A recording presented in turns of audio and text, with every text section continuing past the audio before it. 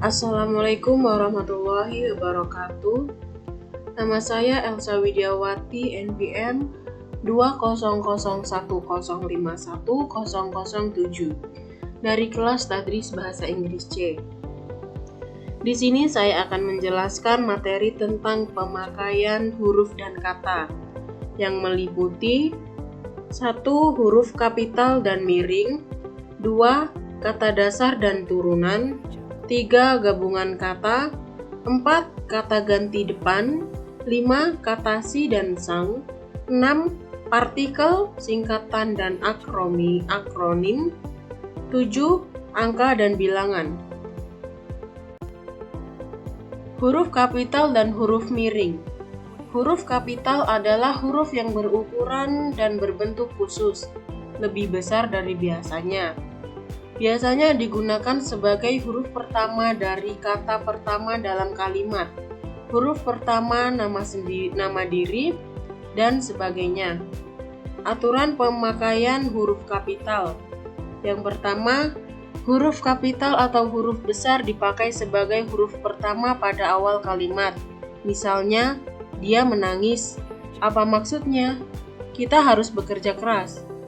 Yang kedua, huruf kapital dipakai sebagai huruf pertama nama tahun, bulan, hari raya, dan peristiwa sejarah. Misalnya, tahun Hijriah, tarikh Masehi, bulan Agustus, bulan Maulid, dan hari Jumat. Yang ketiga, huruf kapital dipakai sebagai huruf pertama nama geografi. Misalnya, Asia Tenggara, Banyuwangi, Bukit Barisan, Cirebon, Danau Toba, dataran tinggi, dan lain sebagainya. Huruf miring yang tercetak miring dalam terminologi tipografi disebut italik. Huruf italik ini biasanya digunakan untuk memberikan penekanan pada sebuah kata. Aturan pemakaian huruf miring.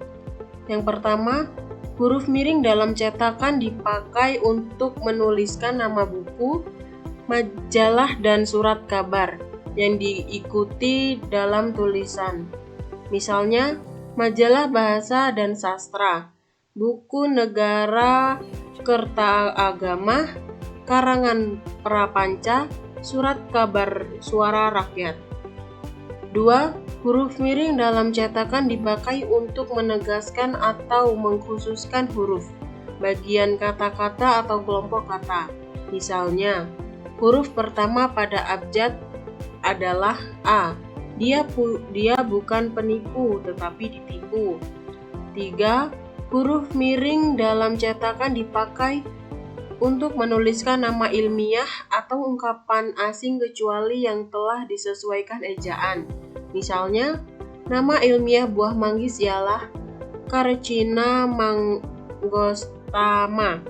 Politik, Davide et Impera, pernah merajalela di negeri ini, dan lain sebagainya.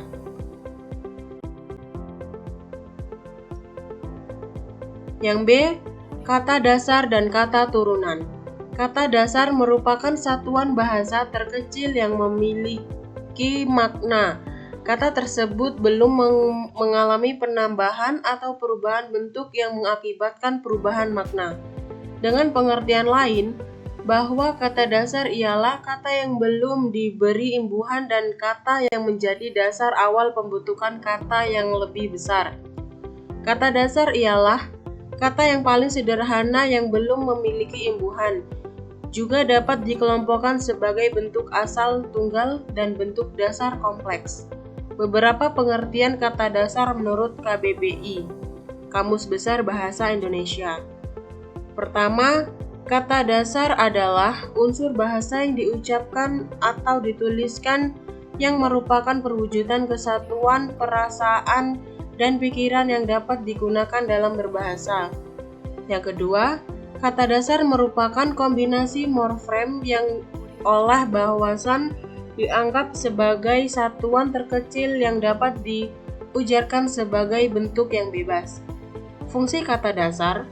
Fungsi kata dasar sendiri ialah sebagai penunjang pemaknaan dan kegunaan dari imbuhan termasuk fungsi gramatikal. Kata dasar makan termasuk golongan kata kerja. Setelah mendapat afis an menjadi makanan. Kata tersebut golongan kata benda. Jenis bawah di sini fungsi kata dasar sendiri ialah penunjang pembentukan fungsi dari afiks an, yaitu sebagai pembentuk kata benda. Kata turunan adalah kata yang telah diberi imbuhan dan sudah mengalami perubahan makna. Perubahan terjadi karena adanya penambahan imbuhan awalan, akhiran, dan sisipan pada kata dasarnya. Misal, penari, butiran, bertanggung jawab, dan sebagainya. Contoh penulisan kata turunan yang benar. 1. Kata dasar yang diberi imbuhan awalan, akhiran, sisipan harus ditulis dengan cara dirangkai atau digabungkan. Contohnya, menari, berlari, melangkah, makanan, minuman. Yang kedua, dihubungkan dengan tanda hubung jika imbuhan diberi pada kata dasar yang berbentuk singkatan atau istilah bahasa asing. Contoh, mem-PHK, se-stan, mendownload, di-upload, dan lain sebagainya. Yang C, gabungan kata. Gabungan kata ialah kata lain dari frasa yang memiliki pengertian penggabungan dua kata atau lebih yang menduduki satu fungsi jabatan dalam kalimat dan bersifat non-predikatif. Frasa berbeda dari klausa, sebab klausa merupakan satuan sintaksis yang terdiri dari dua kata atau lebih yang mengandung unsur predikatif. Ciri-ciri penggabungan kata. 1.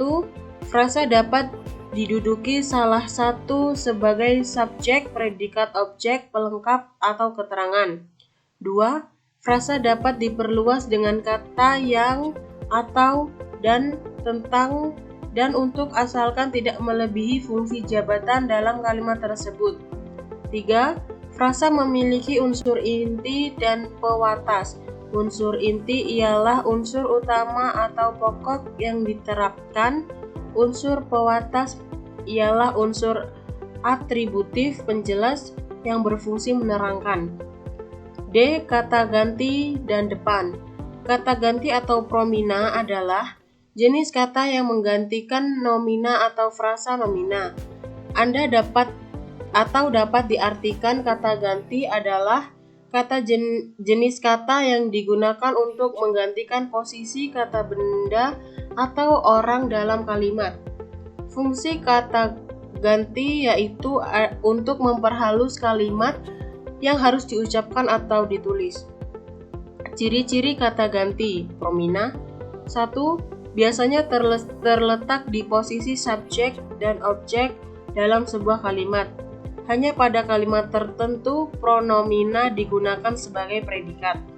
2. Jenis kata ganti yang digunakan berubah-ubah sesuai dengan kata yang diinginkan digunakan dan penggunaannya dalam kalimat.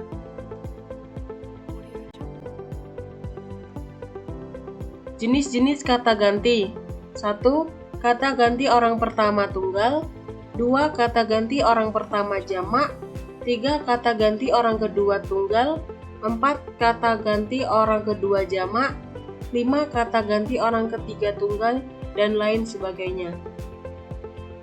Kata depan, preposisi, merupakan kata secara sintaksis, tata atau susunan kalimat, terletak tepat di depan kata benda, sifat atau keterangan, sedangkan secara sistematis makna dapat menandakan segala hubungan makna antar konstituen yang terletak tepat di depan ataupun di belakangnya. Fungsinya dapat menyatakan suatu tempat di mana berada atau berlangsung, dapat menyatakan suatu arah asal, dapat menyatakan suatu arah tujuan, dapat menyatakan suatu pelaku, dapat menyatakan suatu alat, dan masih banyak lagi.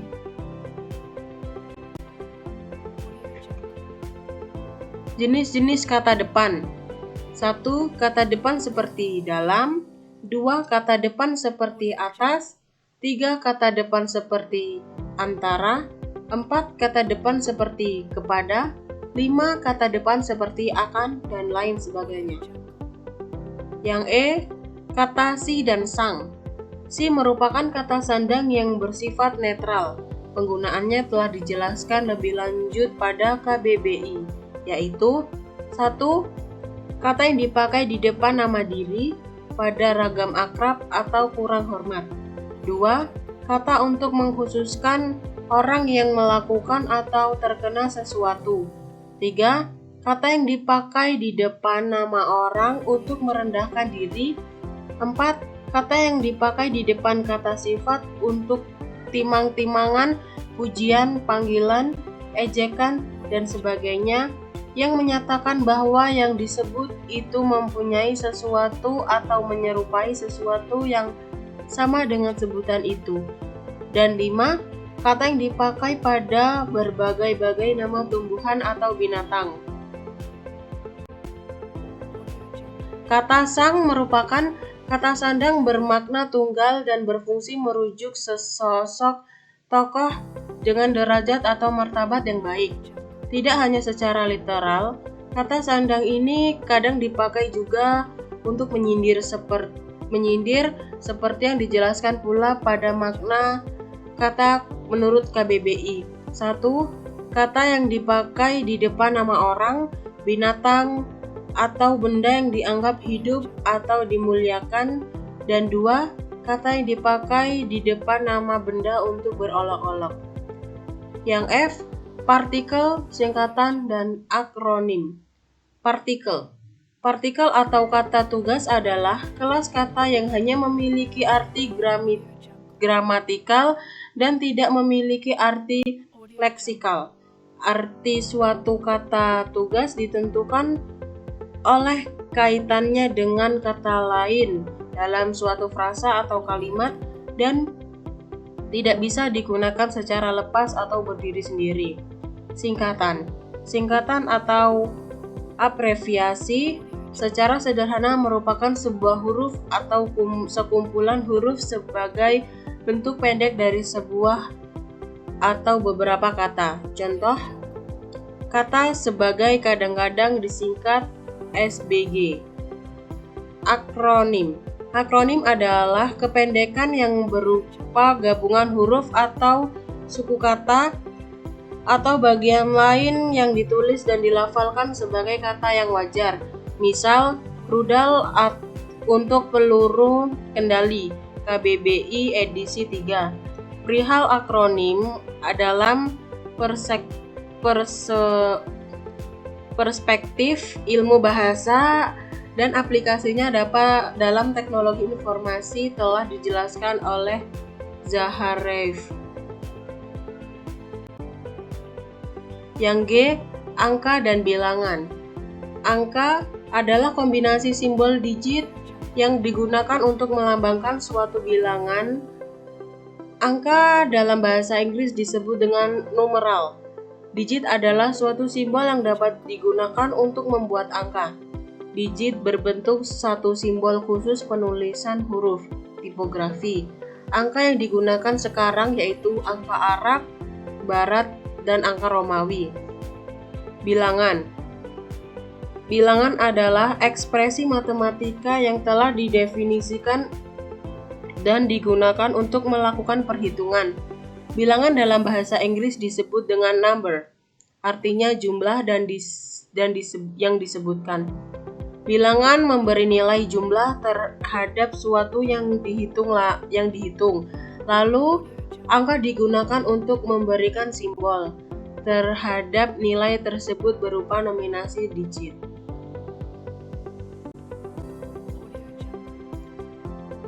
Mungkin cukup sekian presentasi dari saya. Saya ucapkan terima kasih. Apabila banyak kesalahan, saya mohon dimaafkan. Saya Eri, wassalamualaikum warahmatullahi wabarakatuh.